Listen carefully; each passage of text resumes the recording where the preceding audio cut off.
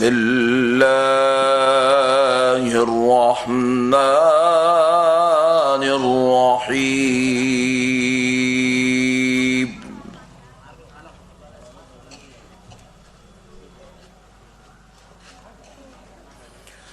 وما كان الله ليعذبهم وأنت فيهم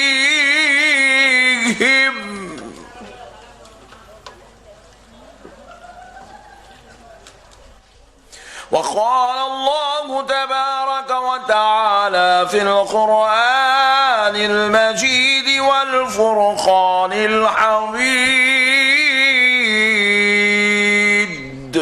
ولا تقولوا لمن يقتل في سبيل الله أموات بل أحياء ولكن لا تشعرون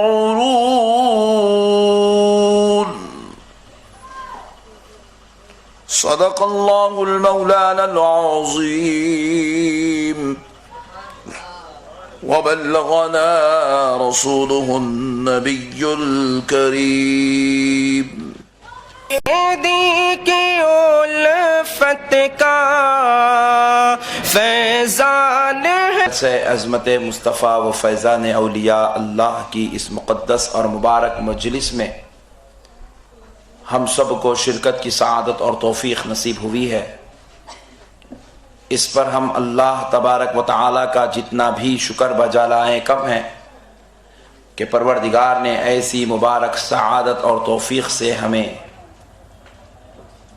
اپنے قلوب کو جلا بخشی ہے۔ معزز سامعین کرام،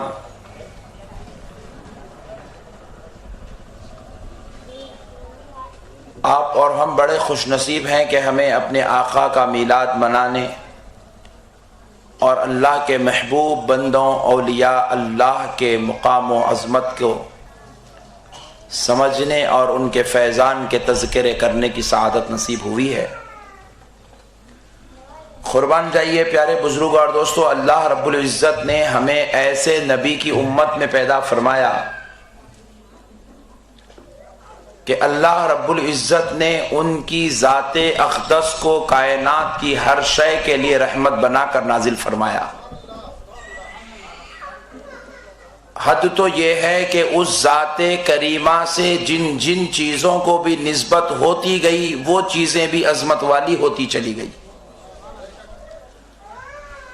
اب آپ ذرا غور کر کر دیکھیں کہ ہمارے نبی رحمت للعالمین صلی اللہ علیہ وسلم کا مقام اللہ نے کتنا بلند فرمایا ہے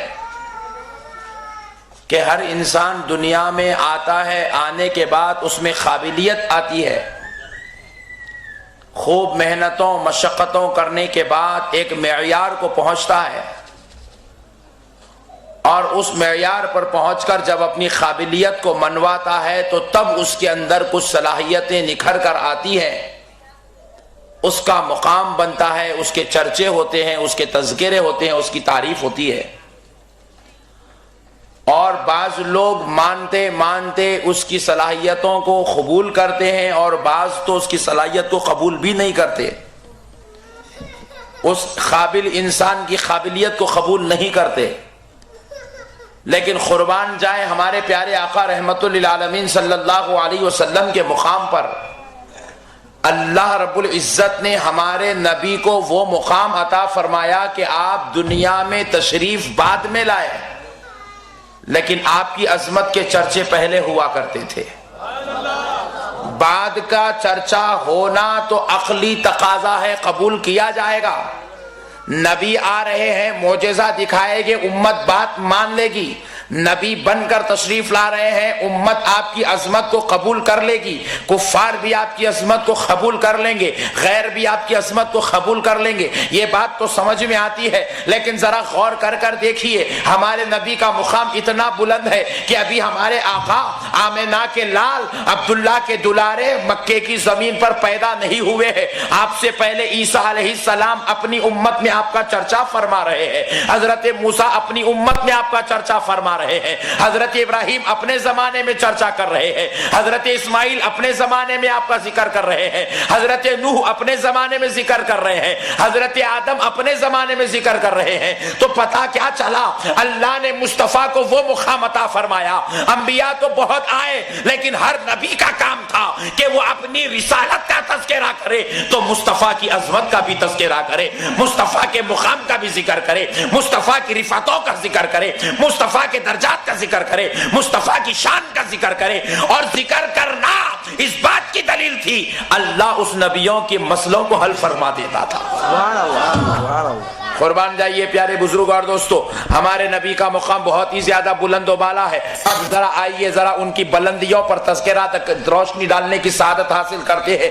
آج میں بعد کی باتیں نہیں، نبی کی آمد سے پہلے کی باتیں کروں گا۔ یہ تو انسان کی عقل مر چکی ہے جو بات کی بات ماننے کے لیے تیار نہیں ہے۔ ارے جب سورج نکل ہی چکا ہے تو روشنی آنی ہی آنی ہے، جب چاند آ ہی گیا ہے تو چاندنی ہونی ہی ہونی ہے، جب انسان پیدا ہوا ہے تو کچھ نہ کچھ کام ہونا ہی ہونا ہے۔ تو بعد کا ماننا یہ کوئی کمال کی بات نہیں، پہلے کا ماننا کمال کی بات ہے۔ سورج نہیں تھا تو روشنی نہیں تھی، چاند نہیں تھا تو چاندنی نہیں تھی، انسان نہیں تھا تو کام نہیں تھا، آدم و حوا نہیں تھے تو کوئی بیٹا نہیں تھا، لیکن قربان جاؤ مصطفیٰ نہیں تھے مگر مصطفیٰ کا تذکرہ برابر تھا، نبی نہیں تھے نبی کا ذکر برابر تھا، نبی نہیں تھے نبی کا کلمہ برابر تھا۔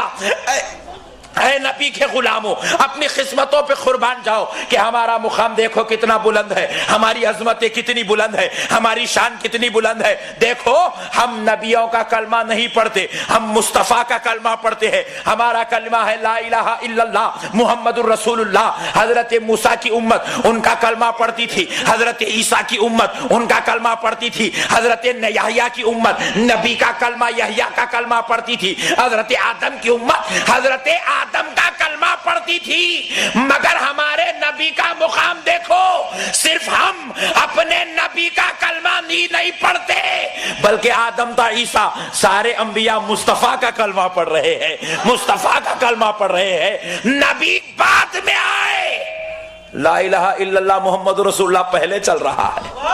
نعرہ تکبیر، نعرہ رسالت، علماء اہل سنت۔ اب ذرا یہ پیارے بزرگ اور دوستو، حضرت سیدنا آدم علیہ نبینا علیہ الصلاۃ والسلام، میں ذرا آپ کے موڈ کو بدلنے پوچھتا ہوں، بات سمجھ میں تو آ رہی ہے نا؟ کیونکہ بعض لوگوں کی عقل کمزور ہوتی ہے تو بات کی باتیں بھی سمجھ میں نہیں آتی، لیکن آپ کو دیکھ کر سمجھ میں آ رہا ہے کہ آپ تو پہلی والی بھی سمجھنے کو تیار ہیں۔ تو پیارے بزرگ اور دوستو، مسئلہ کیا ہے؟ علم اور جہالت۔ اگر جاہل کو کہا جائے کہ سورج زمین کے قریب آ رہا ہے، چاند زمین کے قریب آ رہا ہے، تو جاہل یہ بات قبول نہیں کر سکتا۔ لیکن اگر کسی سائنٹسٹ کو یہ بات کہی جائے کہ چاند زمین کے قریب آ رہا ہے تو سائنٹسٹ آنکھ بند کر کے بات کو قبول کر لے گا۔ یہ ہو سکتا ہے کیونکہ اس کے علم نے اس کو یہ بات بتائی ہے۔ پیارے بزرگ اور دوستو، یہی بات ہے جہالت اور علم میں۔ جہالت بعض چیزوں کو ماننے قبول کرنے نہیں دیتی، لیکن علم ہر چیز منوا لیتا ہے۔ اسی طرح خدا کی قسم بلا تشبیہ و تمثیل، ایمان کا معاملہ بھی محبت اور عقیدت پر ہے۔ اگر کسی کے دل میں عقیدت اور محبت آ جاتی ہے تو وہ ہر بات ماننے کے لیے تیار ہو جاتا ہے، نبی کی عظمت ماننے کے لیے تیار ہوتا ہے، نبی کا مقام ماننے کے لیے تیار ہوتا ہے۔ علم آ جائے لیکن عقیدت نہیں آئے، علم آ جائے محبت نہیں آئے، تو اب اس کے سامنے سمندر بھی بکھیر دو، وہ عظمت ماننے کے لیے تیار نہیں ہوگا، نبی کا مقام ماننے کے لیے تیار نہیں ہوگا۔ اسی لیے پیارے دوستو، ہم محبت والے لوگ ہیں، ہمیں یہ بات بڑی آسانی سے سمجھ میں آ جائے گی کہ حضرت آدم علیہ السلام اپنے بیٹے حضرت ادریس علیہ السلام کو، حضرت شیس علیہ السلام کو بلاتے ہیں، اپنے سامنے بٹھاتے ہیں، فرماتے ہیں بیٹا اللہ رب العزت نے مجھے دنیا میں بھیجا ہے، میں نے 1000 سال اس دنیا میں گزارے ہیں، میں یہ جتنے انسان نظر آ رہے ہیں یہ سب میرے بیٹے ہیں، لیکن اے میرے پیارے بیٹے لختے جگر ذرا سن لو، اب میں اس دنیا سے پردہ کرنے والا ہوں، میں تم کو اپنا خلیفہ مقرر کر رہا ہوں۔ بیٹا میری ایک نصیحت سن لو. دیکھو جب کوئی بیٹا اپنے باپ کا منصب لے رہا ہے اور اپنے باپ کی خلافت لے رہا ہے, اپنے باپ کی جانشین لے رہا ہو, تو ذرا اندازہ کیجئے اس وقت جو کلمات کہے جائیں گے وہ بڑے کمال کے ہوں گے, وہ بڑی اہمیت کے حامل ہوں گے, وہ بڑے فضیلت والے ہوں گے, وہ بڑے درجے والے ہوں گے, وہ بڑی رفعت والے ہوں گے. لیکن حضرت آدم علیہ السلام نے اپنے بیٹے کو اپنا جانشین مقرر کیا تو یہ نہیں کہا بیٹا یہ فلاں کام کر دینا, فلاں کام کر دینا, فلاں ذمہ داری پوری کرنا, فلاں منصب کو سنبھالنا, فلاں کے ساتھ ایسا سلوک کرنا. یہ نصیحتیں بعد میں کی ہوگی. پہلی نصیحت حضرت آدم اپنے جانشین کو کر رہے ہیں, بیٹا سن, جب جب تو خدا کا نام لے گا تو ساتھ میں محمد کا بھی ذکر کر لینا.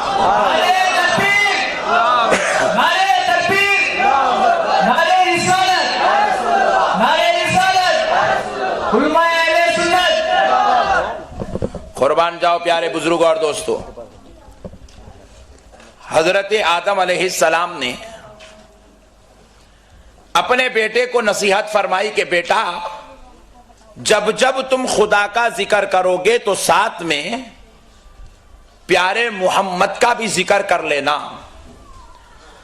حضرت آدم علیہ السلام کے بیٹے نے عرض کیا بابا جان میں اللہ کو جانتا ہوں اور آپ کو مانتا ہوں, لیکن یہ پیارے محمد کا ذکر کرنے کی آپ جو نصیحت فرما رہے ہیں بابا جان یہ بات میری سمجھ میں نہیں آئی, اس بات میں کیا راز ہے؟ حضرت آدم علیہ السلام فرماتے ہیں بیٹا سنو, جب میں جنت میں تھا تو میں نے جنت کے ہر جھاڑ اور ہر جھاڑ کے ہر پتے پر میں نے محمد کا نام لکھا ہوا دیکھا. بیٹا میں جب جنت میں تھا تو میں نے جنت کے جھاڑوں کی ہر ڈغالی پر محمد کا نام لکھا ہوا دیکھا. بیٹا جب میں جنت میں تھا تو جنت کے ایک ایک درجہ جب میں بلند ہوتا, ہر درجے کے چڑھنے کے لیے مجھ سے کہا جاتا محمد کا نام لو تو آگے کا درجہ بھی نصیب ہو جائے گا. ہر نام ڈلتا گیا تھا اور درجہ بلند ہوتا گیا تھا. اے میرے بیٹا سنو, جب میں جنت کی حوروں کے سامنے گیا, رضواں کے سامنے گیا, جب میری نظر ان کی نظروں میں ملتی ہے, ان کی آنکھ میں ملتی ہے, تو میں نے جنت کی حوروں کی آنکھوں کی پتلیوں میں بھی محمد کا نام لکھا ہوا دیکھا. بیٹا صرف اتنا ہی نہیں, جب میں جنت سے نکالا گیا, جنت کے باہر آیا, جنت کا دروازہ بند کر دیا گیا, میں نے آخری بار پلٹ کر جب جنت کو دیکھا تو کیا دیکھتا ہوں, جنت کے دروازے پر بھی محمد کا نام لکھا ہوا. فرماتے ہیں بیٹا سنو, جب میں نے عرش پر دیکھا تھا تو اللہ کے نام کے ساتھ محمد کا نام تھا. میں نے رب سے گزارش کی تھی اے اللہ تیرے نام کے ساتھ جس محمد کا نام جڑا ہوا ہے اسی محمد کے طفیل تو مجھے معاف فرما دے. تو میرے رب نے میری اس خواہش کو قبول فرمائی, میری اس لغزش کو میرے رب نے معاف فرمائی. تو گویا کہ حضرت آدم بتا رہے ہیں یہ وہ محمد ہے کہ جن کا تذکرہ جنت میں بھی ہو رہا ہے, جنت میں ان کا نام لکھا جا رہا ہے, جنت میں ان کی عظمتیں بیان ہو رہی ہے, جنت میں ان کے درجے بیان ہو رہے ہیں. ارے حد تو یہ ہے, حضرت آدم جب اپنے بیٹے کو اپنا خلیفہ بنا کر اپنے منصب پر بٹھا رہے ہیں تو اپنی انگوٹھی اتار کر اپنے بیٹے کو پہنا رہے ہیں. بیٹے جب اس میں غور کر کے دیکھتے ہیں تو کیا پتا چلتا ہے, حضرت آدم علیہ السلام کی انگوٹھی میں اللہ کے نام کے ساتھ محمد کا نام لکھا ہوا ہے. سبحان اللہ, سبحان اللہ. قربان جاؤ پیارے بزرگوں اور دوستوں, نعرے تکبیر, نعرے رسالت, نعرے تکبیر, نعرے رسالت. ہمارے نبی کا مقام بہت بلند ہے, ہم کو چاہیے کہ ہم نبی کے سچے دیوانے بن کر زندگی گزاریں. پیارے بزرگوں اور دوستو یہی نہیں, آپ ذرا آئیے غور کرتے ہیں تو یہ انبیاء اکرام ہیں جو ہمارے نبی کے تذکرے فرما رہے ہیں. ہو سکتا ہے کسی کے ذہن میں خیال آ رہا ہوگا کہ انبیاء اکرام کو نبوت نبی پاک کے صدقے میں ملی اس لیے وہ نبی پاک کا ذکر کرتے تھے. نہیں پیارے بزرگوں اور دوستو, صرف انبیاء ہی ہمارے نبی کا ذکر نہیں کرتے تھے بلکہ ہمارے نبی کی آمد سے پہلے انبیاء کی امتیں بھی ہمارے نبی کا تذکرہ کرتی تھی. سبحان اللہ. ذرا دیکھیے حضرت موسیٰ علیہ السلام کا مقدس اور مبارک زمانہ ہے. حضرت موسیٰ علیہ السلام کے زمانے میں آپ کے ایک امتی کا انتقال ہو گیا، وہ بڑا گناہگار تھا، خطاکار تھا، سیاہکار تھا، بدکار تھا. اس گناہگار اور خطاکار کے تعلق سے سارے لوگ محلے اور ہو سکتا ہے کسی کے ذہن میں خیال آ رہا ہوگا کہ انبیاء اکرام کو نبوت نبی پاک کے صدقے میں ملی اس لیے وہ نبی پاک کا ذکر کرتے تھے. نہیں پیارے بزرگوں اور دوستوں، صرف انبیاء ہی ہمارے نبی کا ذکر نہیں کرتے تھے، بلکہ ہمارے نبی کی آمد سے پہلے انبیاء کی امتیں بھی ہمارے نبی کا تذکرہ کرتی تھی. سبحان اللہ. ذرا دیکھیے حضرت موسیٰ علیہ السلام کا مقدس اور مبارک زمانہ ہے.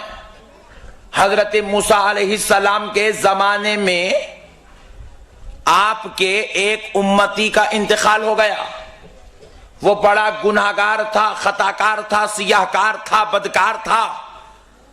اس گناہگار اور خطاکار کے تعلق سے سارے لوگ محلے اور شہر والے اس سے بدظن ہو چکے تھے.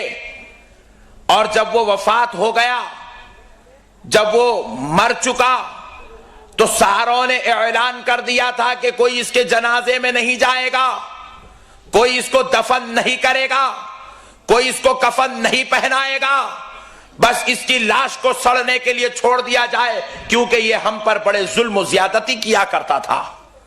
انتہائی درجے کا گناہگار ظالم انسان تھا. یہاں تک کہ لوگوں کے دل میں اس کی نفرت کے اس کے آخر جنازے والے مرحلے میں کوئی جانے کے لیے تیار نہیں تھا. کچھ دن تک وہ جس چوپائی پر لیٹا لیٹا مر گیا، بس اسی پر سڑا پڑا رہا، جسم سے بدبو آنے لگی. لوگوں نے کہا کہ بھائی جسم سے بدبو آ رہی ہے، آزو بازو کے رہنے والوں کا مسئلہ دشوار ہوتا جا رہا ہے، لہذا اس کو یہاں سے اٹھاتے ہیں اور لے جا کر کچرا کنڈی پر پھینک دیتے ہیں. جانور اسے کھا لیں گے تو یہ مسئلہ بھی حل ہو جائے گا. بڑی دور سے کھڑے ہو کر چوپائی کو راسی باندھ کر کھینچتے ہوئے لے آ کر کچرا کنڈی پر پھینک دیتے ہیں. اللہ رب العزت دیکھ رہا تھا، خالق کائنات دیکھ رہا تھا. مولا رب کریم نے حضرت موسیٰ علیہ السلام سے فرمایا موسیٰ ذرا طور پر آؤ. حضرت موسیٰ طور پر تشریف لے جاتے ہیں تو رب کریم فرماتا ہے موسیٰ ذرا سنو، فلاں کچرا کنڈی میں ہمارا ایک بندہ پڑا ہوا ہے، وہ سڑ رہا ہے، کوئی اس کے جنازے کے پاس نہیں آتا، کوئی اسے نہلاتا نہیں ہے، کوئی اسے کفناتا نہیں ہے. ہم ان کی آزمائش کر رہے تھے، وہ اپنی آزمائش سے گزر چکے. موسیٰ اب آپ کو ہم حکم دیتے ہیں، جاؤ ہمارے اس بندے کو اٹھاؤ اور اسے اٹھا کر اپنے گھر لے آؤ، اسے نہلاؤ، اسے کفناؤ، اسے بہترین مقام پر دفن کر دو. حضرت موسیٰ اللہ کے حکم پر گئے، جا کر دیکھتے ہیں موسیٰ علیہ السلام قریب جاتے ہیں، ساری قوم آ جاتی ہے، کہتی ہے موسیٰ یہ بڑا گندا انسان تھا، ظالم انسان تھا، گناہگار تھا، خطاکار تھا، آپ اس کے جنازے کے قریب نہ جائیے گا، آپ اللہ کے نبی، آپ ایسے حرکت ہرگز مت کریے گا. حضرت موسیٰ نے کہا نادانو تمہاری بات سنوں یا خدا کی بات سنوں؟ میرے خدا نے حکم دیا ہے، میں اس کے ساتھ حسن سلوک کر ہی رہوں گا. حضرت موسیٰ اٹھائے، اسے گھر لے گئے، نہلا دھولا کر کفنا کر دفن فرما دیے. جب دفن کر کے مولا کے دربار حاضر ہوئے، پوچھنے لگے مولا گناہگار بھی جس سے شرم آ جائے وہ اتنا بڑا ظالم تھا، گناہگار جس کی پناہ مانگے وہ اتنا بڑا گناہگار تھا، خطاکار جس سے منہ چھپا لے وہ اتنا بڑا خطاکار تھا، لیکن مولا تو نے اپنے نبی کو حکم دیا کہ اتنے بڑے ظالم کو کفنائے، اتنے بڑے ظالم کو نہلائے. مولا کیا بات تھی؟ تو رب جواب دیتا ہے موسیٰ سنو، توریت کھولتا تھا، وہ برابر گناہگار تھا، خطاکار تھا، سیاہکار تھا، لیکن جب اپنے گھر میں توریت کھولتا تھا تو پڑھنا نہیں جانتا تھا، انگلی پھیرتا تھا، لیکن جہاں میرے محمد کا نام آتا تو توریت اٹھا کے چوم لیتا، کبھی سر پہ رکھ لیتا، نام محمد کی تعظیم کرتا تھا. تو میں نے سوچا جو میرے محمد کے نام کی تعظیم کرے وہ اتنا مفلس و لاچار کیسے ہو جائے، اس لیے ہم نے چاہا محمد کے نام کی تعظیم کرنے والے کو کوئی نہ کفنائے تو نہ کفنائے، اللہ کا نبی کفنائے گا اور دفنائے گا. نعرہ تکبیر، نعرہ رسالت، نعرہ رسالت. قربان جاؤ پیارے دوستو، قربان جاؤ پیارے بزرگوں اور دوستو، ہمارے نبی کے نام مبارکہ کی عظمت ہے. کوئی یہودی بھی چوم لے تو نجات ہو رہی ہے. اب اگر سنی انگوٹا چومے تو ٹینشن کس بات کی ہے؟ اگر کسی کو ٹینشن ہوتا ہے تو ہونے دو، ہم تو مسئلے حل کرنے والے ہیں. پیارے بزرگوں اور دوستو، لوگوں کو بہت سارے مسائل پر اختلاف ہے، لیکن آج ہم کسی اختلافی مسئلے پر گفتگو نہیں، ہم صرف اصلاحی مسئلے پر گفتگو کریں گے. ہم کڑپا کے ہر مسلمان کو یہ دعوت دیتے ہیں کہ وہ نبی کا سچا غلام بن جائے، وہ نبی کا عاشق بن جائے. خدا کی قسم آج دنیا دیکھ رہی ہے، نجات اگر کسی کو کہیں نصیب ہو سکتی ہے تو مصطفیٰ کی غلامی میں نصیب ہو سکتی ہے، اور کوئی دوسرا میدان آج باقی نہیں ہے. لوگ نیوکلیئر بنائے، دیکھ لی انگار لگ گئی. بڑے بڑے چیف منسٹر بن گئے، دیکھے پورا بازار خراب ہو گیا. آج اپنے ہی گھر میں اپنے کو لڑنے کی نوبت آ گئی. آپ سمجھ گئے تو گڈ، نہیں سمجھے تو ویری گڈ. پیارے بزرگوں اور دوستو، رب بتا رہا ہے نادانو، تم اپنے آپ کو سب کچھ مت سمجھو، میں تمہارا خدا ہوں. جو لوگ چند دنوں میں خدائی کا دعویٰ کرنے والے تھے، خدا نے ان کو ایسے جلا دیا کہ چہرہ تک نظر نہیں آیا. رب بتا رہا ہے نادانو، خدا میں ہوں، اور اگر نجات چاہتے ہو میرے جاہو جلال سے تو میرے مصطفیٰ کی کمبل میں چھپ جاؤ، میرے نبی کی رحمت میں چھپ جاؤ، تمہیں نجات نصیب ہو جائے گی. میرے پیارے بزرگوں اور دوستو، قربان جائیں ہمارے آقا کے مقام پر. دیکھیے حضرت اسحاق علی نبینا علیہ الصلوۃ والسلام کون ہے؟ آپ کو معلوم ہونا چاہیے کہ حضرت اسحاق حضرت ابراہیم کے بیٹے ہیں. حضرت اسحاق علیہ السلام کی امت میں اللہ نے 70,000 نبیوں کو پیدا کیا. آپ کی اولاد میں 70,000 پیغمبر پیدا ہوئے. حضرت ابراہیم علیہ السلام کے بیٹے اسحاق علیہ السلام ایک بار راستے سے گزر رہے ہیں. ایک معذور شخص اپنی بنڈی پر بیٹھا ہوا ہاتھوں سے اپنے جسم کو گھسیٹتا ہوا آگے بڑھ رہا تھا. اس نے حضرت اسحاق کا گزر ایک دوسری گلی سے دیکھا تو چلا اٹھا، یا محمدہ یا محمدہ. سبحان اللہ. حضرت اسحاق علیہ السلام پریشان ہوئے، یہ نام کون پکار رہا ہے، کدھر سے کہاں سے پکار رہا ہے. پلٹ کر دیکھتے ہیں تو ایک معذور شخص جس کے دو اپنے پیروں سے معذور ہے، ایک بنڈی پر بیٹھا ہاتھوں سے کھسکتا ہوا مجھے پکار رہا ہے. حضرت اسحاق دوڑے دوڑے اس کے قریب آئے اور آ کر کہنے لگے، اے پکارنے والے ذرا بتا تو صحیح تو نے مجھے کس نام سے پکارا ہے؟ کہا کہ میں آپ کو محمد کے نام سے پکار رہا ہوں. کہا تجھے کیسے معلوم کہ میرا نام محمد ہے؟ تو کہا سنو، میں نے پچھلے نبی کی کتاب میں پڑھا تھا محمد ایک ایسی ذات آئے گی جب وہ چلیں گے تو راستے سے خوشبوئیں مہکا کریں گی.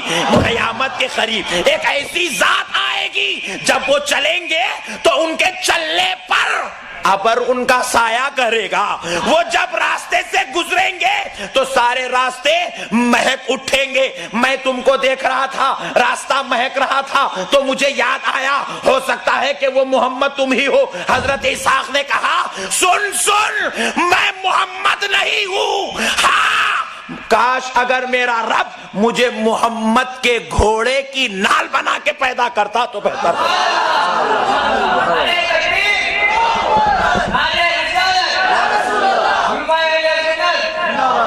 قربان جاؤ پیارے بزرگوں اور دوستو، نبی آئے نہیں، چرچا چل رہا ہے، تذکرے چل رہے ہیں، ذکر ہو رہا ہے، بلکہ یوں کہنے دیجئے میلاد النبی کا جلسہ ہو رہا ہے. نبی آئے نہیں، جلسے منعقد ہو رہے ہیں، ذکر و اذکار ہو رہے ہیں. دنیا کے سارے لوگ شادی تو کر لیتے ہیں، معلوم بھی ہے نبی کی سنت ہے، نبی سے جو جو لینا تھا اچھے اچھے چیزیں لے لیے، ٹوپی اچھی دکھی لے لیے، شملہ اچھا دکھا لے لیے، दाढ़ी अच्छी दिखी ले लिए, पूरे मूंछ काटने का नहीं है मगर समझ में आ काटना वो भी ले लिए। प्यारे बुजुर्ग और दोस्तों, लेकिन एक बात हमें मालूम होना चाहिए, हजरत आदम अलैहिस्सलाम के ताल्लुक से बयान किया गया, रिवायात में आया है कि हजरत आदम अलैहिस्सलाम जब दुनिया में तशरीफ लाए, अपनी ज़ौजा हजरत हव्वा से मुलाकात करना चाहे तो कहा गया आदम पहले मुलाकात की मेहर अदा करो,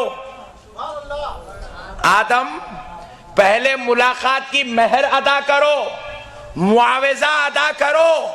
हजरत आदम ने पूछा मौला क्या मुआवजा दूं, ऐ परवरदिगार क्या मुआवजा दूं? कहा क्या तुम्हारे पास बेहतरीन चीज है, मुआवजा दे दो।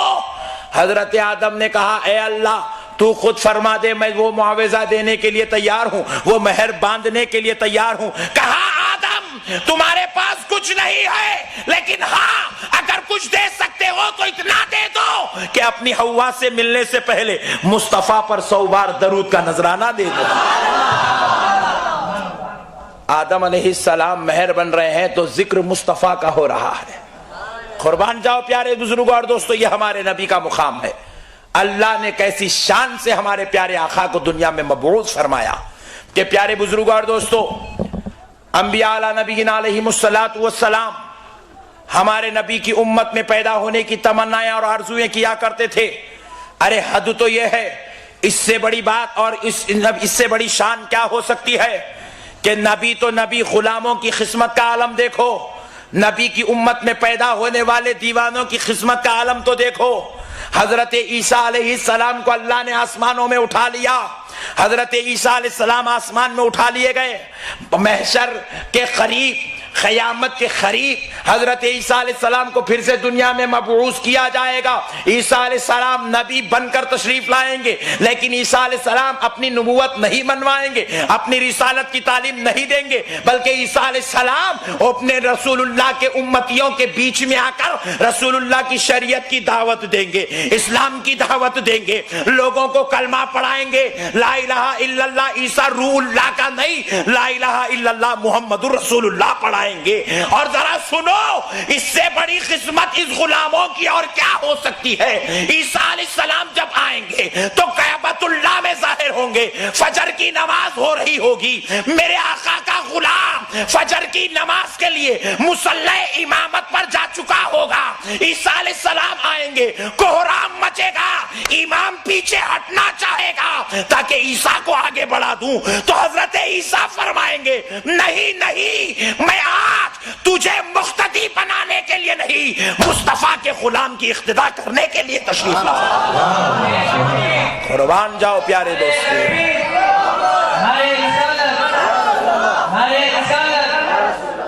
कुर्बान जाओ हमारे नबी के मुकाम पर कि आपसे इन गुनाहगार उम्मत को निस्बत हो गई तो मुकाम इतना बुलंद हो गया, गुलामे मुस्तफा की इख्तिदा में ईसा नमाज अदा करेंगे अलैहिस्सलाम। प्यारे बुजुर्ग और दोस्तों, अगर ऐसी करोड़ों बातें बयान की जाए तो हमारे नबी की अजमत में कम है। अल्लाह ने हमारे नबी को वो मुकाम अता फरमा दिया। अब आइए बिल्कुल एक छोटी और मुख्तसर सी बात अपने नबी की अजमत पर सुनाता हूं, उसके बाद थोड़ा औलिया अल्लाह की अजमतों पर भी रोशनी डालते हैं। देखो, हमारे नबी का नाम है मुहम्मद सल्लल्लाहु अलैहि वसल्लम।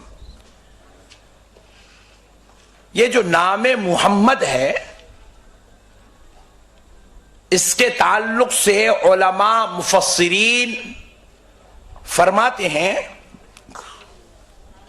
कि नाम मुहम्मद का माना ऐसी जात जिसकी हद से ज्यादा बार बार तारीफ की जाए।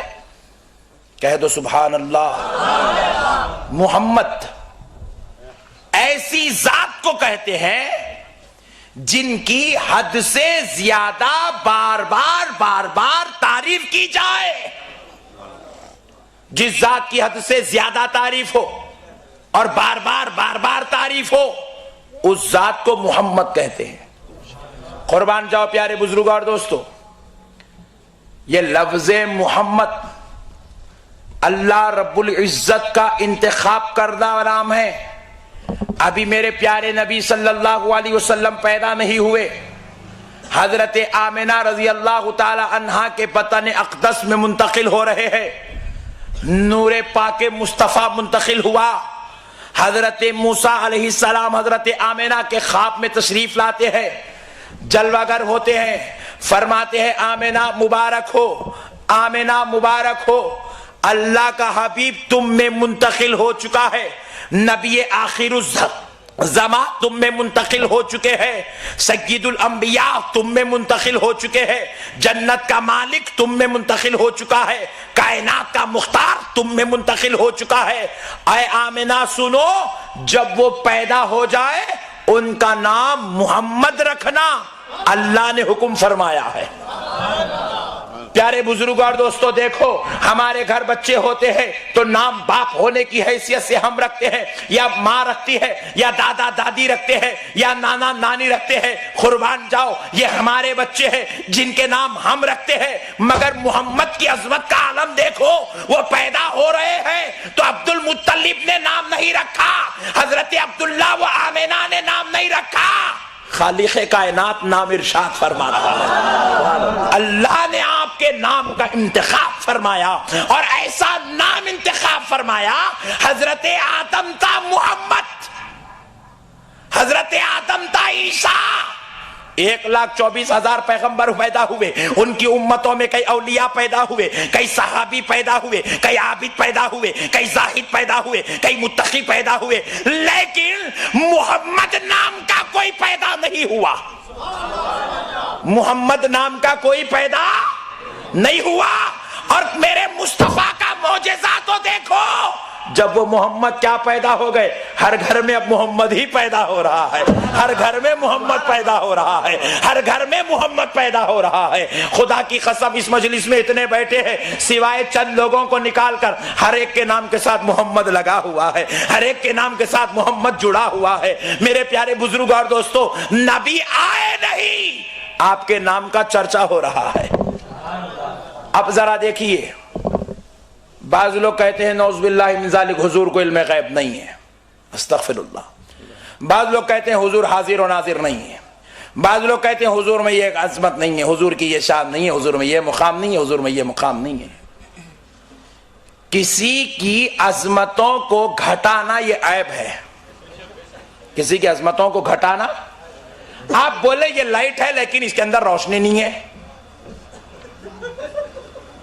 آپ کہیں بھائی سورج ہے لیکن روشنی نہیں ہے، چاند تو نکل گیا، وہ بھی 14ویں کا چاند ہے لیکن چاندنی نہیں ہے، ایسا نہیں ہو سکتا۔ سورج اسی کو کہتے ہیں جس میں روشنی ہوتی ہے، پوائنٹ نوٹ کیا جائے۔ چاندنی اسی کو چاند اسی کو کہتے ہیں جس میں چاندنی ہوتی ہے، اگر اس میں چاندنی نہیں ہے تو وہ چاند نہیں ہے۔ پیارے بزرگوں اور دوستو، انسان اسی کو کہتے ہیں جس میں سمجھ ہے،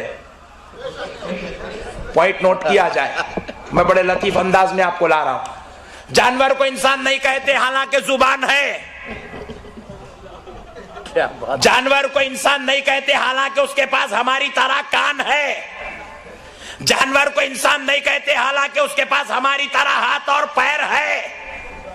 انسان ہم کو کہہ رہے ہیں جبکہ سارے اعضاء ہمارے پاس جو ہے اس جانور کے پاس بھی ہے، لیکن اسے جانور کو انسان نہیں کہہ رہے ہیں۔ ہم نے پوچھا اس کو جانور کہہ رہے ہو، انسان کیوں نہیں کہتے جبکہ سب کچھ ہماری طرح موجود ہے؟ تو دانشمند عقل والا جواب دے گا سب تو موجود ہے لیکن عقل نہیں ہے۔ عقل کی وجہ سے ہم انسان ہو گئے، عقل نہیں ہونے سے وہ جانور ہو گیا۔ پیارے بزرگ اور دوستو، اب ذرا غور کرتے چلو۔ اب اگر کوئی کہتا ہے کہ محمد ہے اور عیب بھی ہے تو خدا کی قسم یہ ہو نہیں سکتا، کیونکہ محمد اس کو کہتے ہیں جس میں عیب نہیں ہوتا ہے۔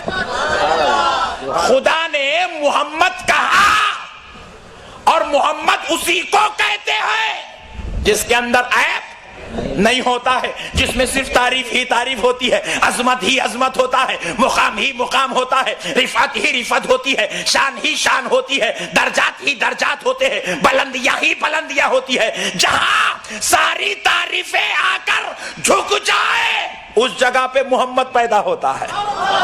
نعرے تکبیر، نعرے رسالت، علماء اہل سنت، نعرے تکبیر، نعرے رسالت۔ اور پیارے بزرگوں اور دوستو، ذرا غور کیجئے گا، اللہ کہہ رہا ہے محمد بے عیب ذات جو صرف تعریف کے لیے پیدا کی گئی ہے۔ اب ذرا دیکھیے، محمد کا معنی ہے جس کی حد سے زیادہ بار بار تعریف کی جائے۔ اللہ کہہ رہا ہے تعریف کی جائے۔ تعریف کرنے کے لیے اس کے اندر خوبیوں کا ہونا ضروری ہے۔ جس میں خوبی نہیں ہوتی اس کی تعریف نہیں ہوتی۔ اسی لیے رب نے کہا کئی دنیا والے اس چاند کی تعریف میں نہ کھو جائے، میرے مصطفیٰ ذرا انگلی سے اشارہ تو کر دو، تاکہ جتنی تعریف کرتے کرتے کرتے کرتے تھک جائے تو آخر میں بتا دوں گا دیکھ اس میں عیب ہے کہ وہ دو ٹکڑے ہو چکا ہے۔ اے حبیب ذرا آپ اپنے دعا سے اللہ کے دربار میں حاضر تو ہو جاؤ، تاکہ ڈوبے ہوئے سورج کو میں پلٹا دوں اور پلٹا کر بتا دوں کہ یہ وہ تعریف والا ہے۔ یہ دعا کر دے تو سورج بھی پلٹ آتا ہے۔ پیارے بزرگوں اور دوستو، اللہ نے نبی کو ایسی تعریف والا بنا دیا، یہ اگر جھولے میں لیٹ کر انگلی ہلاتے ہیں تو چاند کھلونا بن جاتا ہے۔ اللہ نے آپ کو ایسی تعریف والا بنایا۔ دو تعریفیں نبی کی بڑی عظمت والی ہے، سنا دیتا ہوں، سن لیجئے، ایمان تازہ ہو جائے گا۔ بخاری شریف باب المعجزات کی حدیث ہے، نبی پاک رحمت للعالمین صلی اللہ علیہ وسلم کی بارگاہ اقدس میں ایک یہودی آیا، آ کر عرض کرنے لگا کہ اے محمد صلی اللہ علیہ وسلم، اگر آپ اللہ کے نبی ہیں تو وہ جھاڑ کو بلائیے۔ کہہ دو سبحان اللہ۔ ہمارے کو بھی اگر کوئی ایسی شرط رکھتے تو اچھا تھا، مگر ان کو معلوم ہے ہم نبی نہیں ہیں، اس لیے وہ لوگ ہم سے ایسی شرط نہیں رکھتے، مگر آج ہم رکھ دیتے ہیں۔ اگر تم لوگ نبی کے برابر ہو تو نبی تو جھاڑ کو بلائے، تم جھاڑ کو نہیں بلاتے، پتے کو بلا لو، قصہ ختم۔ نبی کے برابر ہے نا بھائی، پتے کو بلاؤ، پھول کو بلا لو، جان دو، جھاڑ کے نیچے ٹھہر کے آم کو بولو آجا، ہو سکتا ہے۔ ارے اگر تو نبی کے برابر ہے تو ذرا بلا تو لے لے بھائی، مگر میرے نبی کی شان دیکھو۔ یہودی نے آ کر سوال کیا کہ آپ اگر اللہ کے نبی ہیں تو وہ جھاڑ کو بلا لے، بخاری شریف کی حدیث ہے۔ پیارے مصطفیٰ جان رحمت نے سوچا، میں اشارہ کرا تو چاند دو ٹکڑے ہو گئے، میں دعا کیا تو ڈوبا ہوا سورج پلٹ آیا، میں آنکھ اٹھایا تو عرش بری کا نظارہ بیان کر دیا، میری نظر جھکی تو میں نے تحت الثری کے دروازے کھول دیے، اور یہ نادان اتنی چھوٹی بات کہہ رہا ہے وہ جھاڑ کو بلاؤ۔ سوال ذات کے اگر اعتبار سے ہو تو بات معیار کی ہے، بارگاہ بڑی ہے، سوال کرنے والا چھوٹا۔ اسی لیے میں نے وہ مثال دی تھی، جب عقل مر جاتی ہے تو انسان ہوتے ہوئے بھی وہ جانوروں کی طرح ہو جاتے ہیں۔ بے شک بے شک۔ سوال کرتے ہیں جشن میلاد النبی کرنا قرآن میں ہے، ارے انسان ہے، عقل کا استعمال کیوں نہیں کرتا؟ یہ سوال کرنا انسان کی علامت نہیں ہے۔ پوچھا فاتحہ دینا، سلام پڑھنا قرآن میں ہے؟ ہم نے جواب دیا کیسی نادانی کرتا ہے نادان، قرآن تو خیر قرآن ہی ہے، نماز کو لے لے، نماز شروع ہوتی ہے فاتحہ سے، الحمدللہ رب العالمین، ہاں فاتحہ سے شروع ہو رہی، اور نماز ختم ہوتی ہے السلام علیکم ورحمت اللہ، سلام پر۔ نماز فاتحہ پہ شروع ہوتی ہے، سلام پہ ختم۔ بے شک بے شک۔ سوال کرتے ہیں جشن میلاد النبی کرنا قرآن میں ہے؟ ارے انسان ہے، عقل کا استعمال کیوں نہیں کرتا؟ یہ سوال کرنا انسان کی علامت نہیں ہے. پوچھا فاتحہ دینا، سلام پڑھنا قرآن میں ہے؟ ہم نے جواب دیا کیسی نادانی کرتا ہے نادان. قرآن تو خیر قرآن ہی ہے، نماز کو لے لے.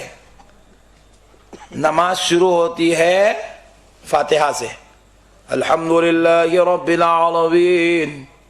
ہاں فاتحہ سے شروع ہو رہی، اور نماز ختم ہوتی ہے السلام علیکم ورحمت اللہ، سلام پر. نماز فاتحہ پہ شروع ہوتی ہے، سلام پہ ختم ہوتی ہے. سمجھا تو مسئلہ حل ہے. سبحان اللہ. یہ فاتحہ اور سلام کے بیچ میں سجدے بھی ہے، رکوع بھی ہے، قیام بھی ہے، تشہد بھی ہے. اگر کوئی رکعت نہیں باندھا، سورہ فاتحہ نہیں پڑھا، الف لام میم سے پڑھ کے والناس تک پوری پڑھ لیا، تو پیچھے سے مودن صاحب بولتے قبول ہوئی چ نہیں. فاتحہ نہیں پڑھا نا، قرآن پوری پڑھ لیا، فاتحہ نہیں پڑھا، نماز نہیں ہوتی. اب پوری نماز میں پوری قرآن تو پڑھ لیا، السلام علیکم بغیر بولے کے باہر نکلنا چاہا تو نکل نہیں سکتا. پوائنٹ نوٹ کیا جائے. خدا کا بنایا ہوا قانون ہے، رب نے ایسا قانون بنا دیا، کہا سجدے بیچ میں، رکوع بیچ میں، تشہد بیچ میں، تسبیحات بیچ میں، قرآن بیچ میں، فاتحہ پہلے سلام آخر میں، تاکہ نماز فاتحہ سے شروع ہو اور سلام پہ ختم ہو جائے. پیارے بزرگوں اور دوستو قربان جاؤ، عقل ہوتی تو ہماری طرح سمجھ جاتا. ایک مسئلہ ذہن میں آ رہا ہے، سنا دیتا ہوں. ایک صاحب بولے مول صاحب آپ لوگ تو پورے کھانے کو پیدا ہوئے. میں نہیں سمجھا تھا کڑپا کا ماحول اتنا بہترین ہے، آپ لوگ تو زندہ قوم ہے.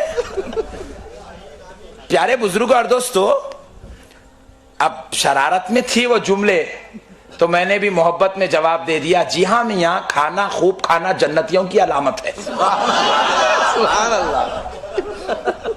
ارے کامل صاحب نئی ٹیکنیک بیان کر دیا.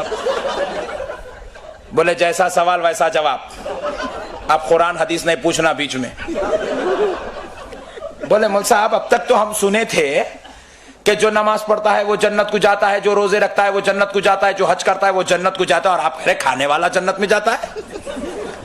تو میں نے کہا بے شک نمازی، عابد، زاہد، متقی، پرہیزگار تو جنت میں جائیں گے، ساتھ میں کھانا کھانے والے 11ویں کا کھانا، 12ویں کا کھانا، رجب کے کنڈے، معراج کا کھانا، شب قدر کا کھانا، پوروں کی فاتحہ ختم ہو جائے تو پھر اپنے دادا کی، پھپھا کی، خالو کی، ماموں کی فاتحہ کا کھانا. یہ جو لوگ کھاتے ہیں یہی لوگ جنت میں جاتے ہیں. پوچھے مول صاحب وہ کیسا؟ تو میں نے کہا دیکھو یہاں تو نماز پڑھ رہے ہو ضروری ہے، مگر جنت میں نماز پڑھو گے؟ تھوڑی دیر سوچو، آپ عقل والے ہیں جواب دے دیے، آپ انسان جو ٹھہرے آپ جواب دے دیے، لیکن وہ جواب نہیں دیا. تو میں اس کے جواب لینے کے لیے پوچھا ذرا جنت کی مسجد کا نام تو بول. جنت کی مسجد میں جو خطیب صاحب جمعے کی نماز پڑھائیں گے، خطبہ دیں گے، ان کا نام تو بول. جنت کے اندر جو اذان ہوگی، اذان کے کلمات کیسے ہوں گے، اذان دینے والے مؤذن کا نام کیا ہوگا. پھر جنت میں سورج نہیں ہوگا تو سورج ڈوبنے سے پہلے فجر پڑے گا یا بعد میں؟ ٹینشن میں پڑ گیا. میں نے کہا جنت کی مسجد تو نہیں بتا سکتا، مگر میرے ساتھ چل، میں تجھے آم کے جھاڑ بتا دیتا ہوں، جام کے جھاڑ بتا دیتا ہوں، سیب بھی بتا دیتا ہوں، رف بھی بتا دیتا ہوں، شہد کی نہریں بتا دیتا ہوں، شرابن طہورا کی نہریں بتا دیتا ہوں، سلسل و سبیل بتا دیتا ہوں، تجھے مان طہورا بتا دیتا ہوں. رب نے جنت میں مسجد نہیں رکھی، لیکن غلامان مصطفیٰ کے لیے کھانے کی غذائیں رکھی ہیں.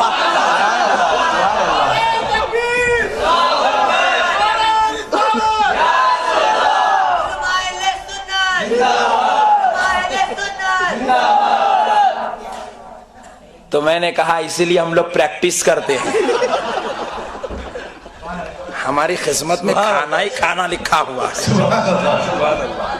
دنیا میں بھی کھائیں گے, سرکار کے صدقے میں خبر میں بھی کھائیں گے, ان کی آل پاک کا صدقہ ان کے نواسوں کی نگرانی میں جنت میں بھی کھائیں گے. کھانا ہے کہ نہیں ہے بھائی؟ تو پھر اب 11ویں کی فاتحہ گھر میں کل دلاؤ.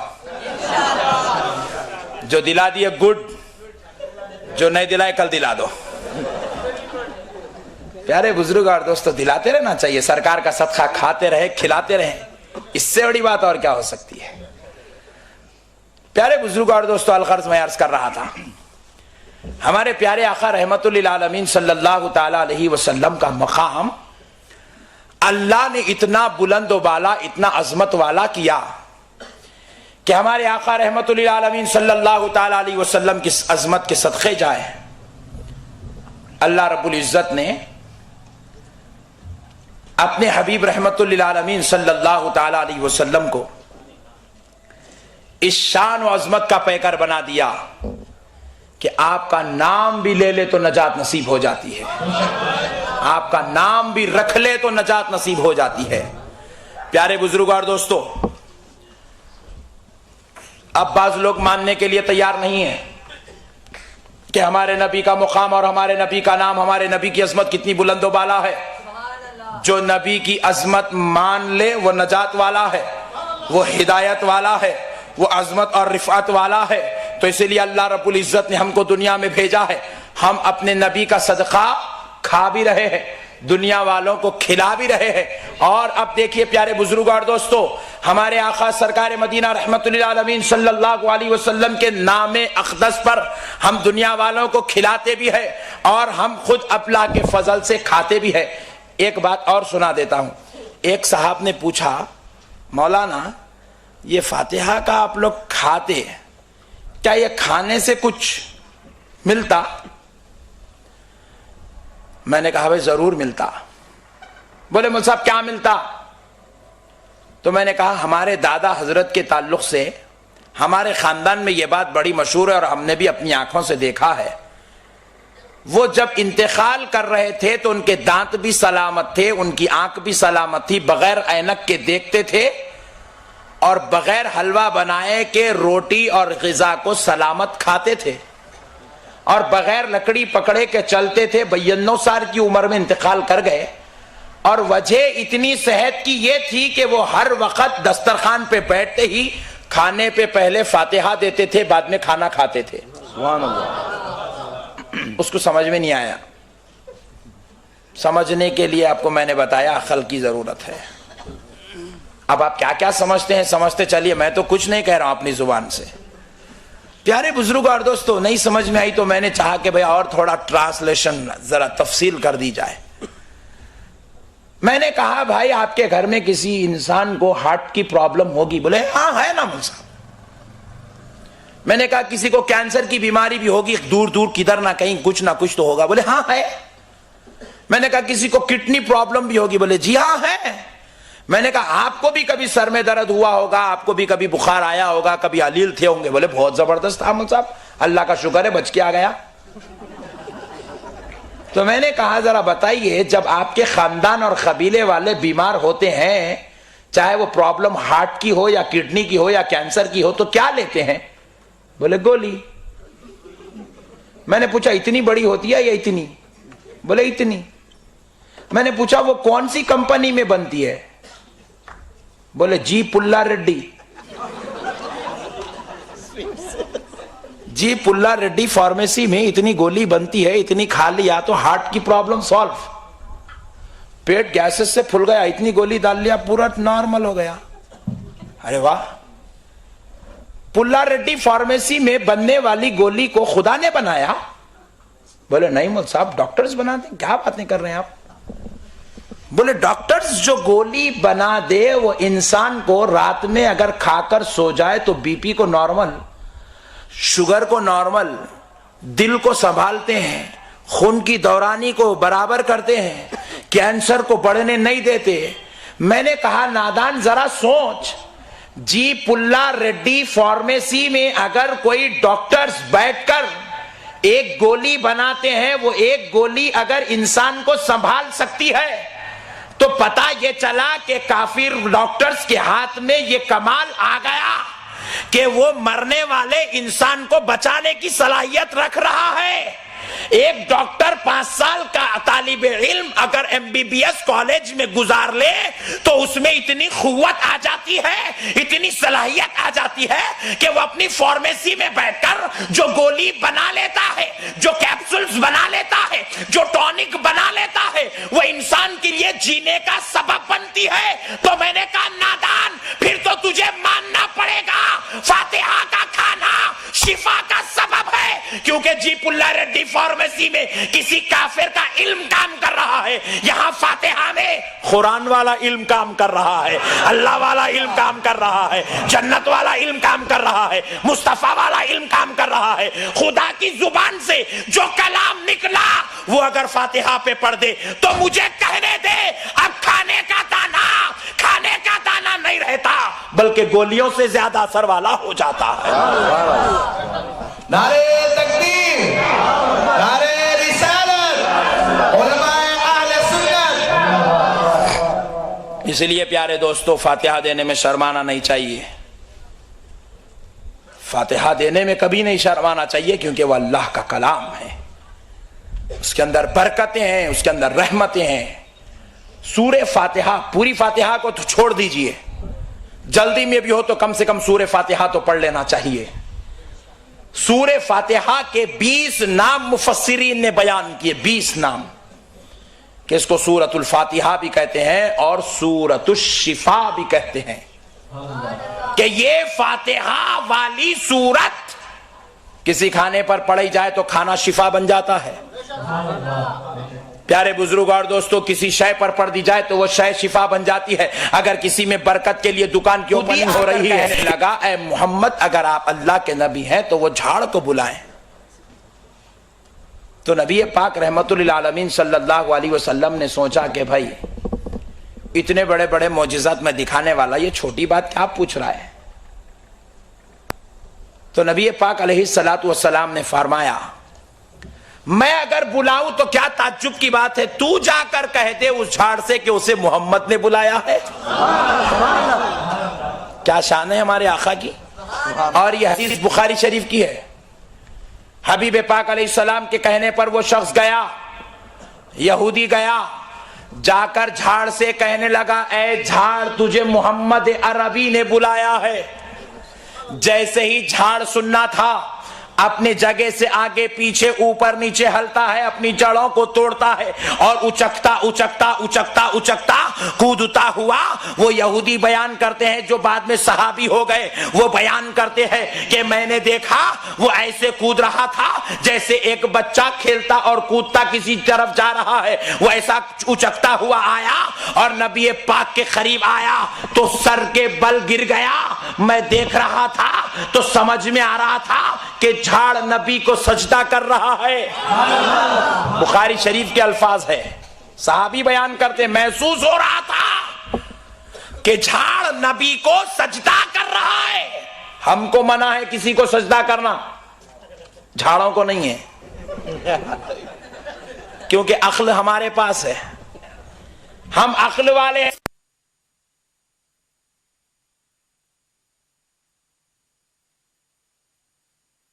فرماتے ہیں ذرا بتا دے میں کون ہوں. ایک ایک پتے سے آواز آنے لگی اشہد ان محمدن عبدہ ورسولہ. سبحان اللہ. میں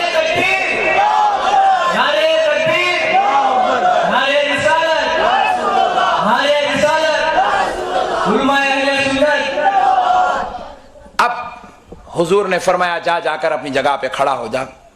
کھڑا ہو گیا. یہ یہودی جو تھے کلمہ پڑھ لے, صحابی ہو گئے, مسلمان ہو گئے. پیارے بزرگ اور دوستو ذرا غور کیجئے گا, اس حدیث پاک کو ذہن میں رکھیے. میں اس میں پوائنٹ بتاؤں لیکن اس سے پہلے ایک اور حدیث سناتا ہوں. ابو جہل حضور کے دربار میں آیا,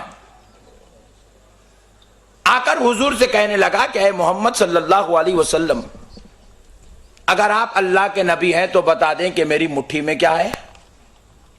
پوائنٹ نوٹ کرو, انشاءاللہ بات اگر سمجھ جاؤ گے تو ایمان تازہ ہو جائے گا.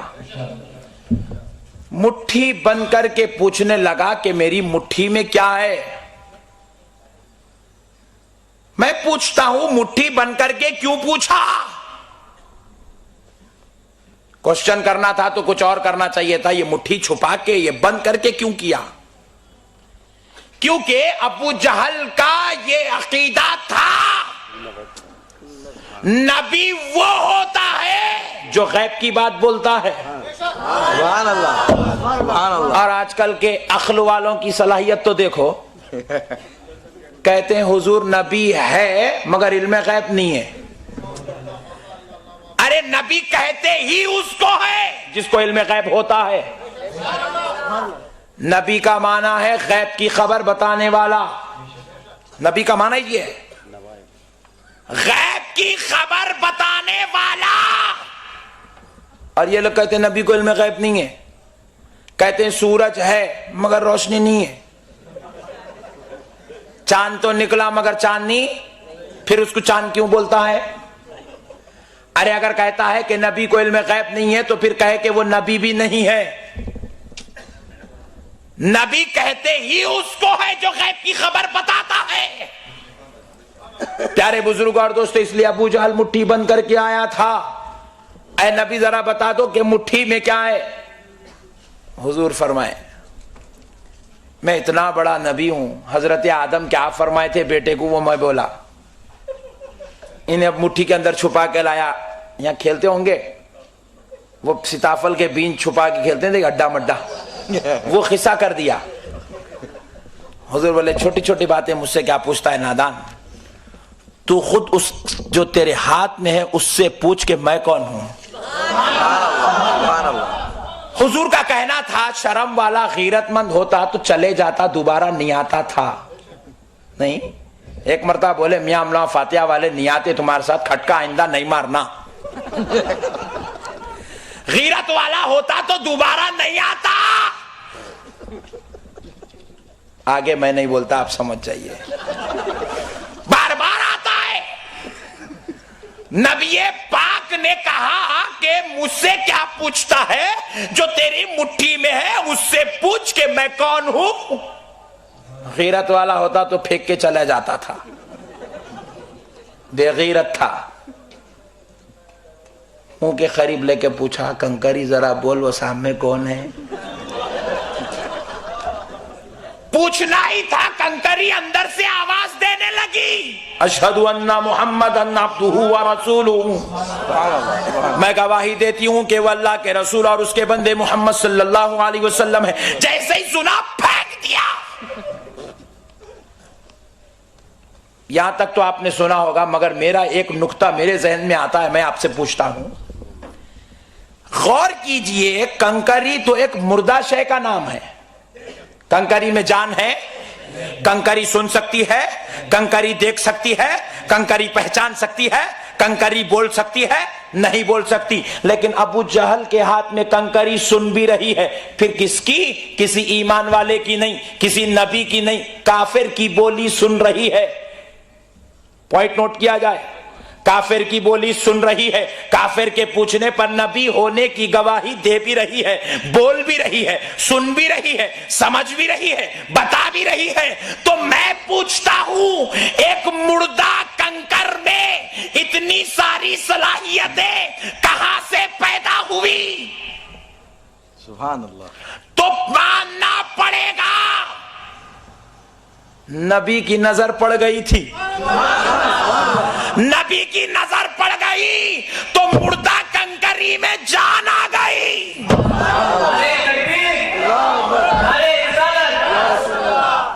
نظر مصطفیٰ کا یہ کمال ہے، نبی کی نظر کنکری پر پڑ گئی تو کنکری بولنے لگی، کنکری سننے لگی، کنکری بتانے لگی، کنکری پہچاننے لگی، اور وہ باتیں کہنے لگی جو باتیں سننے کے لیے ابو جہل ترس رہا تھا.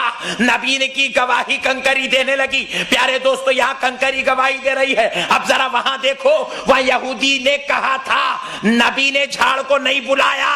یہودی نے جا کر کہا اے جھاڑ چل، تجھے محمد عربی بلا رہے ہے تو جھاڑ جڑوں کو توڑ کر آ گیا. میں پوچھتا ہوں جھاڑ میں سننے کی صلاحیت کہاں سے آئی؟ جھاڑ کو سنانے کے لیے کافر کی زبان میں تاثیر کہاں سے آئی؟ تو کہنا پڑے گا نبی نے نظر ڈالی تو کافر میں سنانے کی صلاحیت اور جھاڑ میں سننے کی صلاحیت پیدا ہو گئی. نظر مصطفیٰ کا کمال ہے.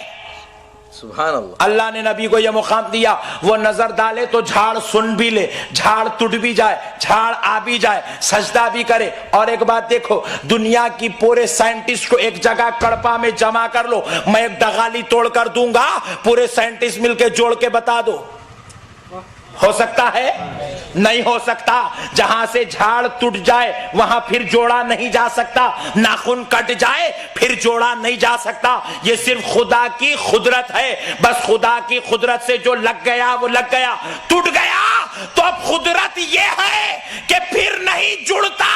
مگر مصطفیٰ نے جھاڑ کو توڑا بھی دیا, جوڑ کے بتا بھی دیا میں وہ عظمت والا ہوں, چاہوں تو توڑا بھی جانتا ہوں, جوڑنا بھی جانتا ہوں.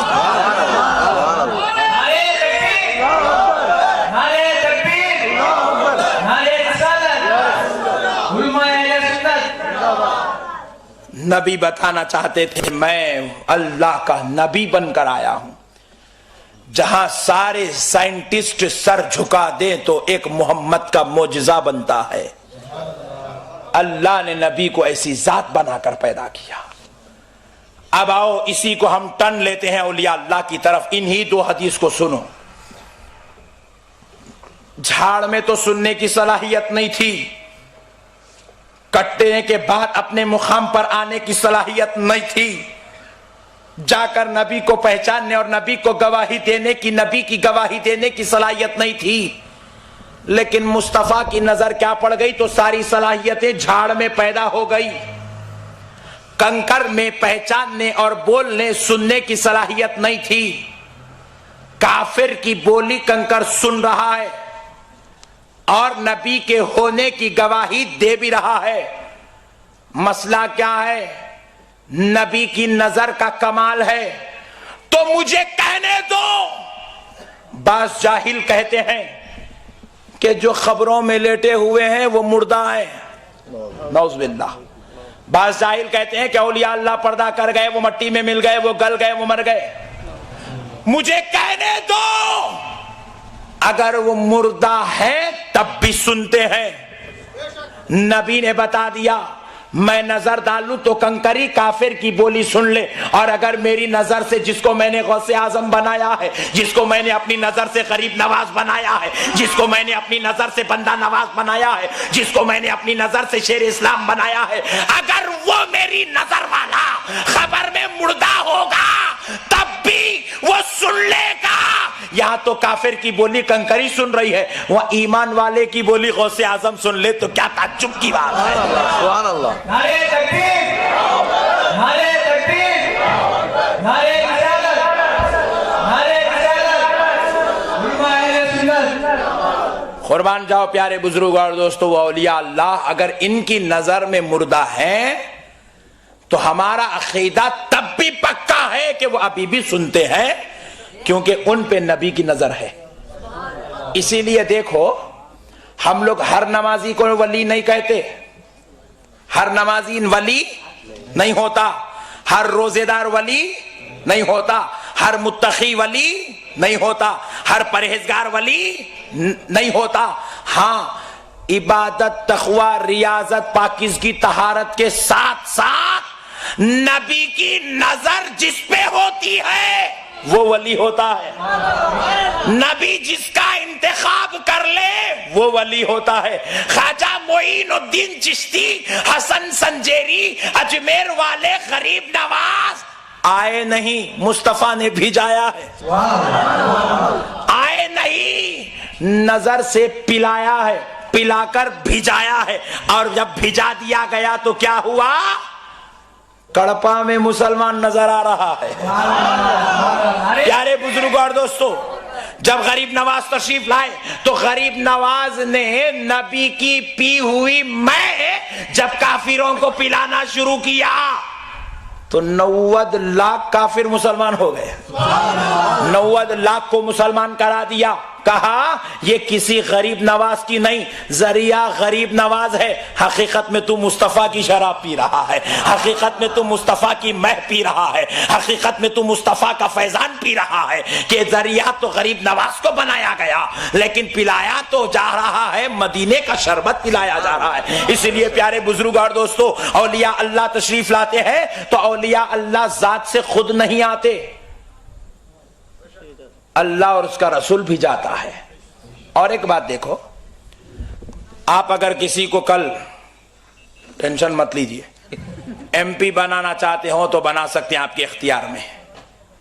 ریجیکٹ کر دیں تو بھی آپ کے اختیار میں، اور خصوصاً مسلمان کے اختیار میں، اس لیے جلسے کی پرمیشن بھی مل گئی. پیارے بزرگ اور دوستو، اللہ رب العزت نے مسلمان کو اتنا بڑا پوزیشن دے دیا، ہم جس کو ہم بتا لیں وہ سٹ پہ، ہم جس کو یوں کر دیں وہ نیچے. اب آپ کے اختیار میں ہے، جو اچھا ہے اس کو ڈالو. لیکن M P, M L A, prime minister اور چیف منسٹر قوم کا انتخاب ہوتا ہے. پوائنٹ نوٹ کیا جائے. پروفیسر، لیکچرر، کالج چیئرمین اور ڈائریکٹر، مینیجنگ کمیٹی کا انتخاب ہوتا ہے. اسمبلی میں اور پارلیمنٹ میں اسپیکر، پارٹی کے ایم ایل ایز اور ایم پیز کا انتخاب ہوتا ہے. صدر جمہوریہ، رول کرنے والی پارٹی کا انتخاب ہوتا ہے. لیکن خدائے رب ذوالجلال کی قسم، جس کو آپ اور ہم ولی کہتے ہیں، وہ کسی قوم کے انتخاب کا نام نہیں ہے، وہ کسی بادشاہ کے انتخاب کا نام نہیں ہے، وہ کسی لیڈر کے انتخاب کا نام نہیں ہے، وہ کسی شہنشاہ کے انتخاب کا نام نہیں ہے. ولی وہ ہوتا ہے جس کو خدا انتخاب کر لیتا ہے. اجی جو آپ کا اور ہمارا انتخاب ہے، وہ 5 سال سٹ پر بیٹھے، بیچ میں اترے تو اس کی مرضی ہے. لیکن خدا جس کا انتخاب کرتا ہے، وہ سٹ پہ جب بیٹھ جاتا ہے اترتا نہیں ہے. وہ جس کو بٹھانا چاہے تو بازو بٹھا بھی لیتا ہے. غوث اعظم کو بٹھایا تھا، غوث نے نظر ڈالی تو خواجہ غریب نواز کو بٹھا لیا. غوث نے نظر ڈالی تو بندہ نواز کو بٹھا لیا. غوث نے نظر ڈالی تو قطب الدین بختیار کاکی کو بٹھا لیا. غریب نواز نے نظر ڈالی تو صابر پیا کو کلیر میں بٹھا دیا. غریب نواز نے نظر ڈالی تو دنیا کے خطے خطے میں اپنے محبوبوں کو بٹھا دیا.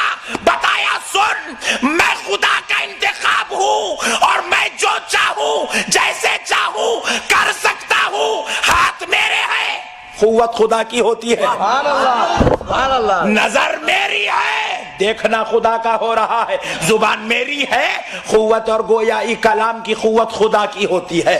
میں اگر کہہ دوں، ولی کہہ رہا ہے، وہ جس کو بٹھانا چاہے تو بازو بٹھا بھی لیتا ہے. غوث اعظم کو بٹھایا تھا، غوث نے نظر ڈالی تو خواجہ غریب نواز کو بٹھا لیا.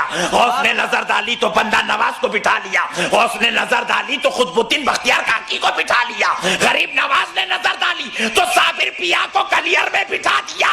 غریب نواز نے نظر ڈالی تو دنیا کے خطے خطے میں اپنے محبوبوں کو بٹھا دیا. بتایا سن، میں خدا کا انتخاب ہوں اور میں جو چاہوں جیسے چاہوں کر سکتا ہوں. ہاتھ میرے ہے، قوت خدا کی ہوتی ہے. سبحان اللہ. سبحان اللہ. نظر میری ہے، دیکھنا خدا کا ہو رہا ہے. زبان میری ہے، قوت اور گویائی کلام کی قوت خدا کی ہوتی ہے. میں اگر کہہ دوں، ولی کہہ رہا ہے، میں اگر کہہ دوں تو چور بھی ابدال بن جاتا ہے. میں اگر کہہ دوں، خنسا ہجڑا میرے پاس آئے تو ماں بن جاتا ہے. سبحان اللہ. اس لیے اجمیر میں پورے خنسا ایک ساتھ آتے عرس میں. غریب نواز نے ان کو بیٹا دے دیا تھا. پیارے بزرگ اور دوستو، اللہ کے ولی کی نظر کا کمال ہے. اللہ کا ولی جو چاہتا ہے اللہ اسے پورا کرتا ہے، کیونکہ ولی خدا کا انتخاب ہے۔ کڑپا کی سیٹ چلے گئی تو کیا ہوا کہ مرکز سے کنیکشن ٹوٹ گیا تھا، حالات سنبھل نہیں رہے تھے، تو پھر سے اب ٹینشن۔ لیکن جب ملا ہوا تھا، یہاں پر برابر روڈیں بھی بن رہی تھی، الیکٹریسٹی بھی ہو رہی تھی، ڈرینیج پرابلم سالو ہو رہی تھی، بڑے بڑے مسئلے ڈیل ہو رہے تھے، مرکز سے کنیکشن جڑا ہوا تھا، دلی سے کڑپا کنیکشن تھا، مسئلے حل ہو رہے تھے، ٹوٹ گیا، مسئلے خراب ہو گئے۔ تو ولی کا کنیکشن بھی خدا سے جڑا ہوا ہوتا ہے۔ سبحان اللہ۔ ادھر جا کے بولے حضرت 2 بچے ہیں، تیسری بچی ہونا، ٹھہر خدا کو بول دیتا ہوں۔ سبحان اللہ۔ مرکز سے کنیکشن جڑا ہوا ہے، ولی سنتا ہے، خدا سے کہتا ہے، خدا کہتا ہے تو دینا چاہتا ہے دے دے تو میرا غلام خوش ہو جائے گا، بولے لے تیری خوشی کے خاطر دے دیتا ہوں۔ سبحان اللہ۔ سبحان اللہ۔ غریب نواز حضرت خواجہ حضرت غوث اعظم کی بارگاہ سے ایک خاتون کا گزر ہو رہا تھا، بڑھیا تھی، بہو کو ساتھ میں لے کر جا رہی تھی، رو رہی تھی۔ حضرت غوث اعظم بچے تھے، 7 سال کی عمر کے تھے، بال لے کر کھیل رہے تھے۔ غوث اعظم نے بڑھیا کو دیکھا، رحمت للعالمین کے خاندان کا ہے، کسی کو روتا ہوا نہیں دیکھ سکتا۔ سبحان اللہ۔ پوچھا مائی کیوں رو رہی ہے؟ کہا تو بچہ ہے، تجھے کیا معلوم ہے؟ بول کے تو دیکھ لے بچہ ہے یا بوڑھا پتا چل جائے گا۔ کہا نہیں تو بچہ ہے۔ بولے مائی ذرا بول کے تو دیکھ۔ کہا یہ جو عورت میرے پیچھے ہے یہ میری بہو ہے، مجھے ایک ہی لوتا ایک بیٹا ہے اور یہ میری بہو کبھی ماں نہیں بن سکتی، اس لیے افسوس سے جا رہی ہوں۔ کہا مائی ٹینشن مت لے، جا اللہ تجھے 11 بیٹے دے دے گا۔ رونے والی چھوٹے بچے کے منہ سے بڑی بات سنی تو مسکرائی، چلے گئی۔ پیارے بزرگوں اور دوستو، کیا ہوا؟ دوسرے ہی دن خبر ہو رہی ہے کہ بہو حاملہ ہے۔ اللہ کے ولی کی زبان سے نکل گیا بہو حاملہ ہے، حالانکہ شادی ہوئی کئی سال ہو گئے۔ پوچھا مائی ادھر کدھر سے آ رہی ہے، رو کیوں رہی ہے؟ کہا فلاں ولی کی بارگاہ میں گئی تھی، انہوں نے مراقبہ کر کے بتایا کہ میری بہو اب ماں نہیں بن سکتی، میرے بیٹے کے مقدر میں کوئی اولاد نہیں ہے، اس لیے رو رہی ہوں کیونکہ میرا نسب اور حسب یہاں ختم ہو جائے گا۔ حضرت غوث اعظم نے کہہ دیا 11 بیٹے ہوں گے۔ تن دنوں بعد خوشخبری مل گئی کہ بہو حاملہ ہے، ایک بیٹا ہوا، دوسرا ہوا، تیسرا ہوا، 11 ہو گئے 11 سال میں۔ اور دیکھتی کیا ہے کہ پورے 11 پوتروں میں ولایت والی صفات موجود ہے۔ سبحان اللہ۔ سبحان اللہ۔ عام بیٹا نہیں، ولی پیدا ہو رہا ہے۔ اب غوث اعظم وہ بچے کو ڈھونڈنے کے لیے وہ ماں نکلی، چپا چپا ڈھونڈتی رہی، غوث اعظم نہیں ملے۔ کانوں میں ایک دن رکعت پڑ گئی کہ 18 سال کا ایک نوجوان اپنے ولی ہونے کا اعلان کر رہا ہے، اپنے غوث ہونے کا اعلان کر رہا ہے، اپنے قطب ہونے کا اعلان کر رہا ہے، اللہ کے محبوب ہونے کا اعلان کر رہا ہے۔ نبی نے جس طرح نبوت کی اعلان کیا تھا یہ اپنی ولایت کا اعلان کر رہا ہے۔ تو سمجھ گئی وہی 7 سال والا بچہ ہوگا۔ اب اس کی عمر 18 سال ہے تو 11 سال کا وقت بیت گیا۔ اب بھاگی بھاگی دوڑی دوڑی غوث اعظم کا پتہ پوچھی، گھر پہ آ گئی۔ غوث اعظم نے جیسے ہی دیکھا چہرہ پلٹا لیے، آ کے قدموں میں گر گئی۔ کہا بیٹا تو وہی ہے نا جو 11 سال پہلے مجھے پوتروں کی خوشخبری دیا تھا؟ کہا ماں ہاں میں وہی ہوں۔ پوچھا بیٹا اس وقت میں زمانے کے سب سے بڑے ولی کی بارگاہ سے آ رہی تھی، وہ مراقبہ کر کے بتائے کہ میرے بہو کے مقدر میں، میرے بیٹے کی مقدر میں کوئی اولاد نہیں ہے، پھر تو نے کہا 11 بیٹے ہوں گے تو مجھے 11 بیٹے پوترے ہو گئے۔ بیٹا ذرا بتا، اگر آپ کی بات سچی ہے اور وہ کرامات میں دیکھ رہی ہوں، وہ ولی غلط کیسے ہو گئے؟ تو کہا مائی خبردار سن لے، ولی کو غلط نہ کہنا، ولی غلط نہیں ہوتا۔ وہ جو ولی نے مراقبہ کر کے کہا تھا وہ حقیقت تھی. وہ لوہے محفوظ کو دیکھ کر کہہ رہے تھے لوہے محفوظ میں تیرے بیٹے کے مقدر میں کوئی اولاد نہیں تھی.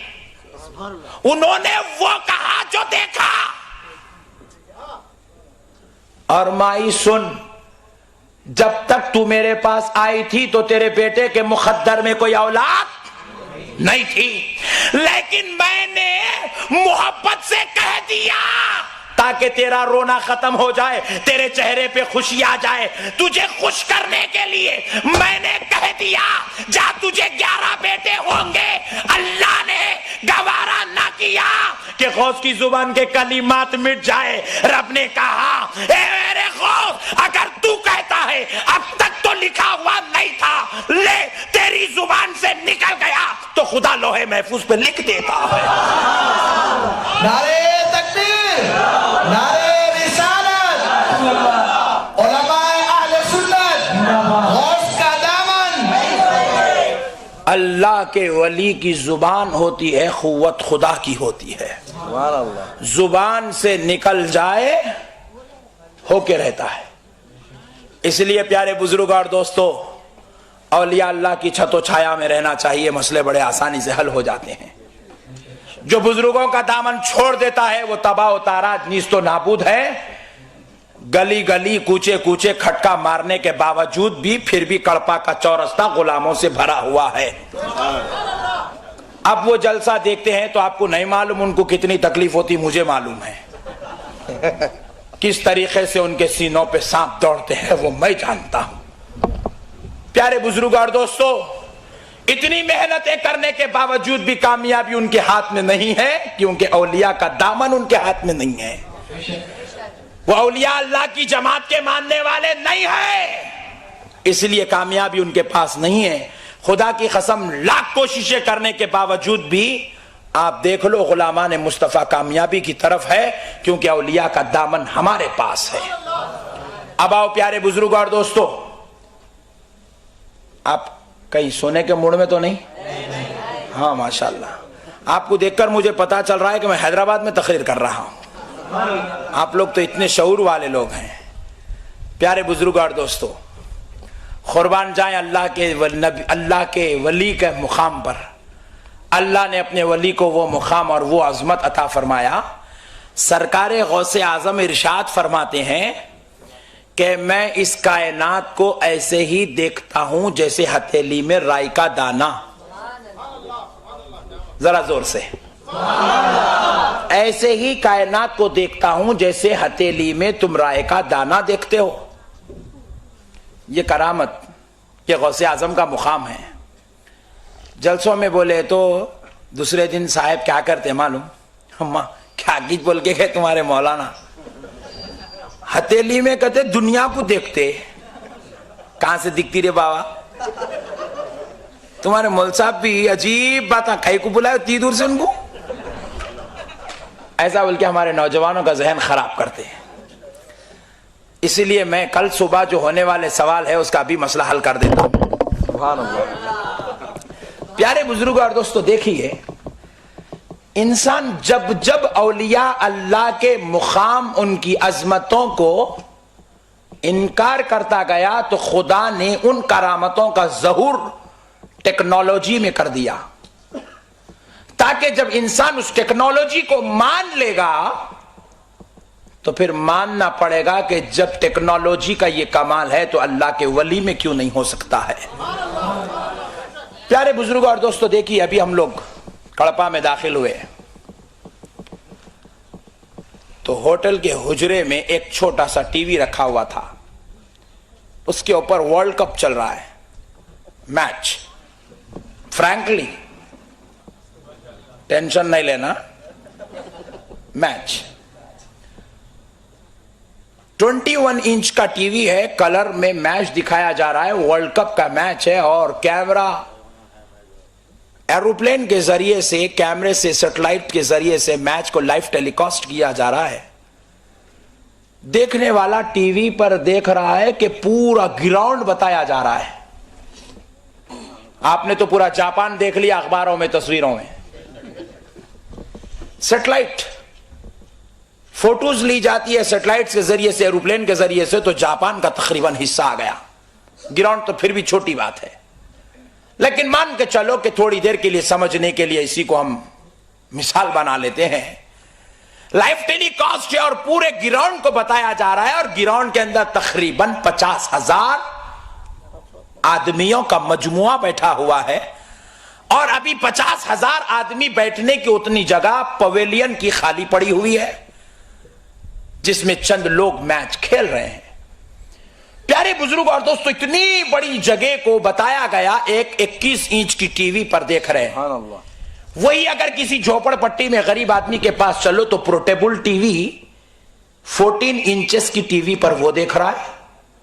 کڑپا کے کسی ایک مشہور آدمی چوراہے پر چلو, پان ڈبے پر ایک اور چھوٹی ٹی وی لگا لیا 4 انچ کی, وہ گراؤنڈ وہاں بھی دکھ رہا ہے. ایک غریب مسلمان کڑپا کا چائنا کا موبائل لے لیا, وہی گراؤنڈ کو ہتھیلی میں دیکھ رہا ہے. سبحان اللہ. سبحان اللہ. اجی مجھے کہنے دو, سبحان اللہ. 1 لاکھ کے مجموعے کو آپ آنکھ سے نہیں دیکھ سکتے, لیکن ہتھیلی میں آپ کو ٹیکنالوجی دکھا رہی ہے. میں نے پوچھا میاں کیا دیکھ رہے ہو؟ بولے حضرت میچ دیکھ رہا ہوں. اسکور کتنا ہوا؟ وہ بھی بول رہا ہے. بولے لائف ٹیلی کاسٹ؟ بولے جی ہاں لائف. کون کھیل رہا ہے؟ میں اس کا نام نہیں لیتا, لائٹ لے لو. پیارے بزرگوں اور دوستو, پتا کیا چلا؟ جو منظر ناگپور کے گراؤنڈ پر ہو رہا ہے وہ کڑپا کی ہتھیلی میں دکھ رہا ہے. سبحان اللہ. 1 لاکھ کا مجموعہ ہو تو 1 لاکھ کا مجموعہ ہتھیلی میں. جاپان کا سائیکلون ہو تو جاپان کی ساری تصویر آپ کی ہتھیلی میں. میں نے پوچھا بھائی یہ ہتھیلی کے اندر جنت کہاں سے دیکھ رہا ہے؟ بولے مل صاحب کیمرے کا کمال ہے. کس نے بنایا؟ وہی جاپان نے, جو آج تباہ ہو چکا ہے. دنیا والوں کو ہتھیلی میں جنت دکھانے والا خود دوزخ بن گیا, کیونکہ وہاں کوئی ولی نہیں تھا. بے شک بے شک. سبحان اللہ. پیارے بزرگ اور دوستو ذرا غور کیجئے گا, وہ ولیوں کا دشمن تھا, وہ قرآن کا دشمن تھا, وہ اللہ والوں کا دشمن, اللہ کے محبوب بندے نبی کا کلمہ پڑھنے والوں کا دشمن تھا.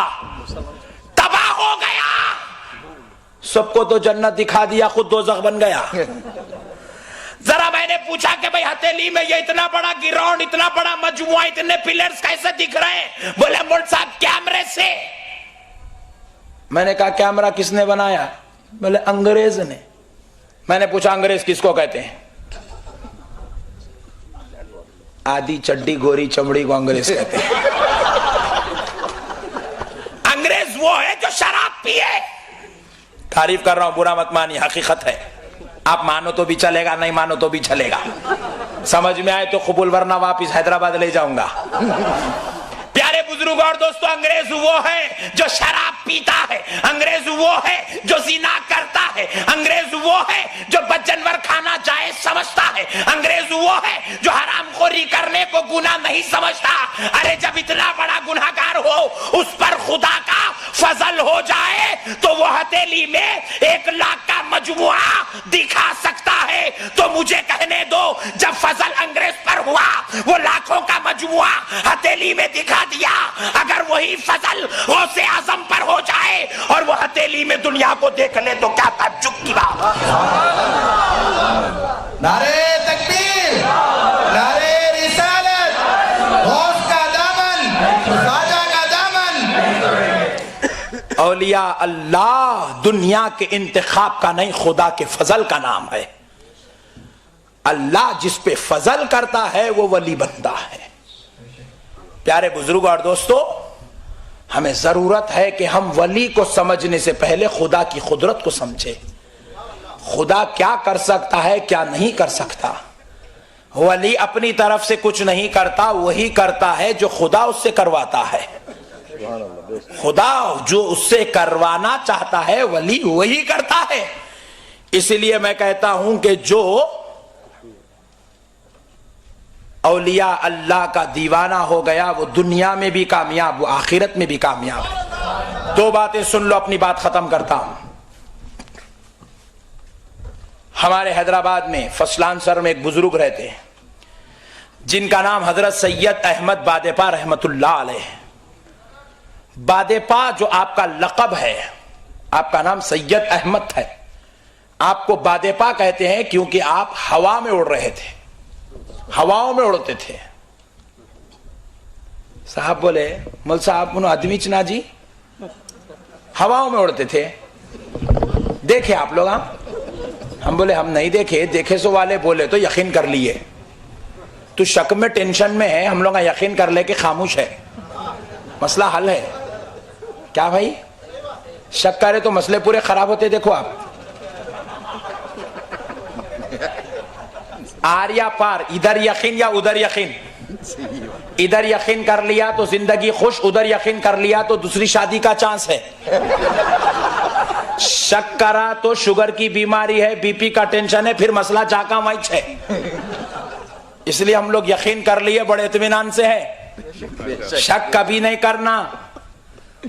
اڑے تو کیسا اڑے ہوں گے، کیسا کرتے تھے ہوں گے، کیا ارے اللہ کا ولی ہے بھائی، اڑا ٹینشن کی کیا بات ہے؟ بولے مصحف کیسا اڑے ہوں گے، تو اب ایگزامپل دینا ضروری ہو جاتا ہے۔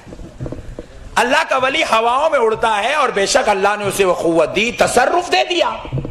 وہ ہواؤں میں اڑے تجھے اسے اختیار ہے، وہ آسمانوں کی سیر کرے اسے اختیار ہے، وہ زمینوں کی سیر کرے اسے اختیار ہے، وہ اپنے غلاموں کے گھر آ جائے اسے اختیار ہے۔ کڑپا سے غلام آواز دے رہے ہیں بغداد سے غوث آ جائے تو اختیار ہے۔ کڑپا کے غلام آواز دے رہے ہیں اجمیر والا غریب نواز آ جائے تو اختیار ہے۔ کڑپا کے غلام آواز دے رہے ہیں گلبرگہ سے بندہ نواز آ جائے تو اختیار ہے۔ کڑپا کے غلام آواز دے رہے ہیں حیدرآباد سے بابا شرف الدین آ جائے تو اختیار ہے۔ اللہ نے ان کو وہ پاور دیا ہے، وہ آ سکتے ہیں۔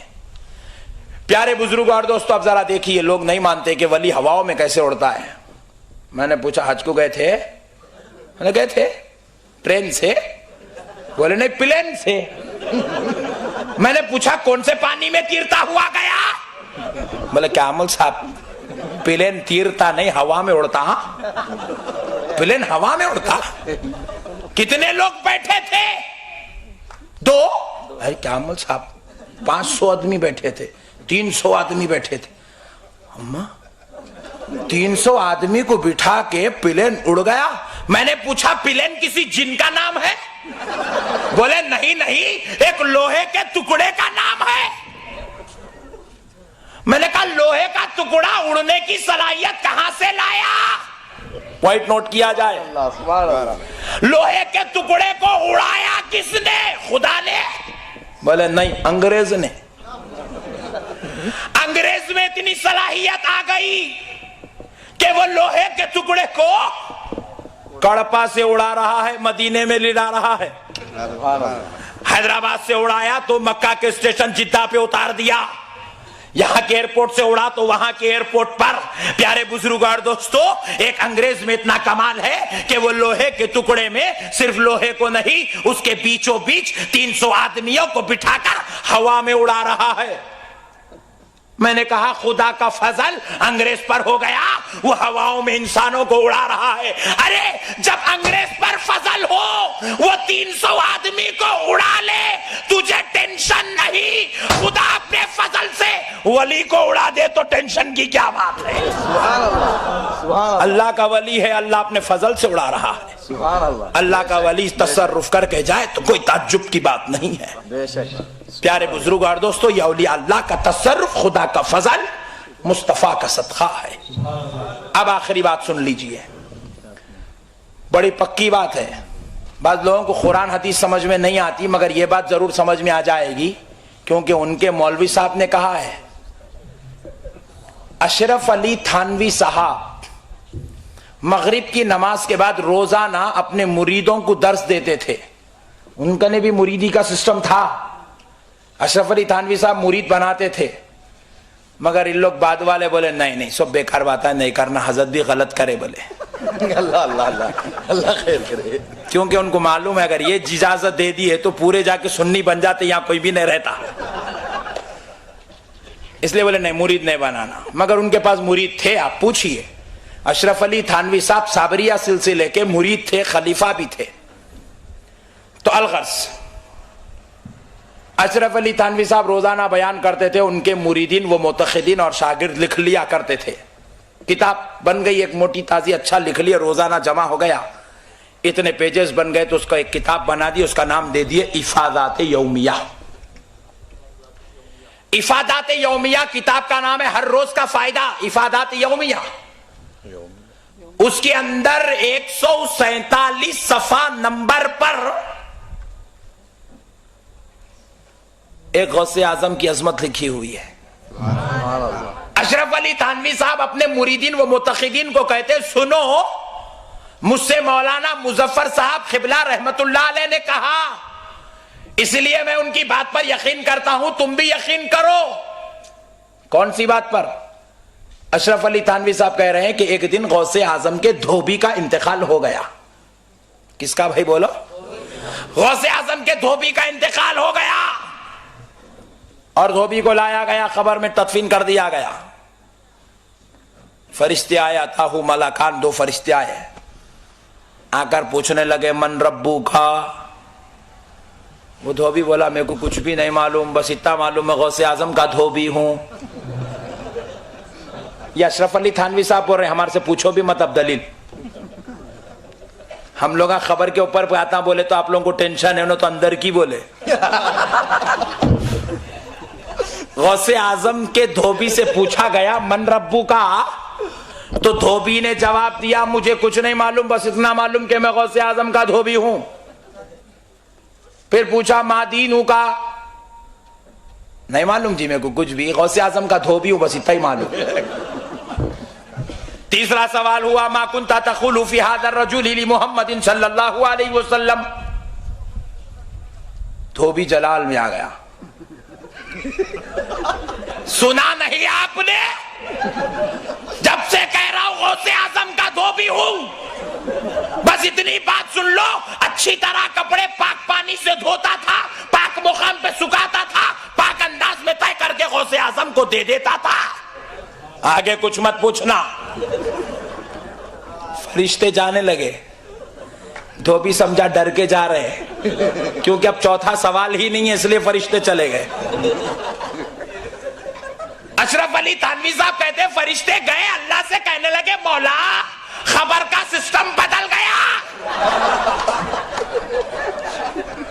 اب تک کوئی آتا تو ربی اللہ, ھذا دین الاسلام, ھذا محمد الرسول اللہ کہتا تھا. اگر نہیں معلوم تو ہاں ہاں لا ادری کہتا تھا. انہیں عجیب ہی چاہ گیا, جو پوچھے غوث اعظم کا دھوبی ہوں, غوث اعظم کا دھوبی ہوں, بس یہی کہتا ہے. مولا پوچھا فرشتوں تم نے کیا کیا؟ مولا اگر ادھر کا جواب دیتا تو جنت کو بھیج دیتے تھے, ادھر کا جواب دیتا تو دوزخ کی ہوا کھلاتے تھے.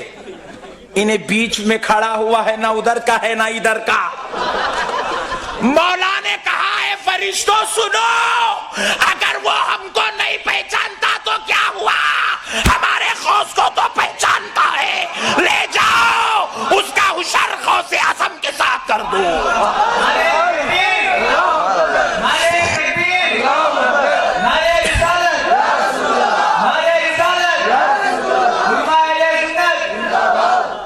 لے جاؤ اسے غوث اعظم کے ساتھ ڈال دو, غوث ادھر جائیں گے, ان کا دھوبی ان کے ساتھ جائے گا. سبحان اللہ سبحان اللہ. یہ کسی سنی نے نہیں لکھا بھائی, اشرف علی تھانوی صاحب کا قول ہے.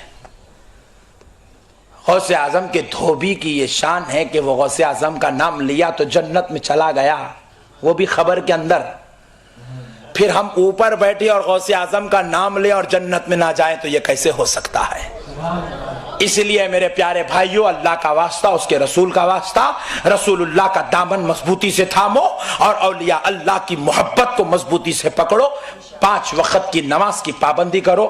نماز کے بغیر کوئی چارہ نہیں ہے. غوث اعظم بھی ہم سے ناراض ہو جائیں گے اگر ہم نماز چھوڑیں گے, رسول اللہ بھی ناراض ہو جائیں گے اگر ہم نماز چھوڑیں گے. ماں باپ کی نافرمانی ہرگز مت کرو, ماں باپ کے ساتھ بدسلوکی ہرگز مت کرو. اللہ والوں کے در کی ٹھوکروں پہ زندگی ضرور گزارو اور خدا کے دربار میں سجدے بھی کرتے رہو, اللہ کی بندگی, مصطفیٰ کی غلامی کرتے رہو, ہر سنت پہ عمل کرتے جاؤ. خدا کی قسم دیکھو دنیا نیوکلیئر بنا لی لیکن لے کر نہیں گئی. صدام حسین تخت و تاج بنا لیا مگر لے کر کچھ نہیں گیا. راشکر ریڈی صاحب نے جے پی کو اپنا اسٹیٹ تو بنا لیا, خدا کی قسم لے کر کچھ نہیں گئے. ارے جب یہ بڑے بڑے سورما اس دنیا سے کچھ نہیں لے گئے تو آپ کیا لے جائیں گے, میں کیا لے جاؤں گا.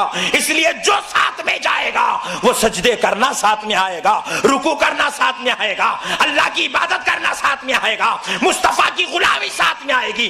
اس لیے مصطفیٰ کے غلاموں آج قسم کھا لو کہ مصطفیٰ کی سنتوں پر اور غوث اعظم کے نقش قدم پر زندگی گزارو گے.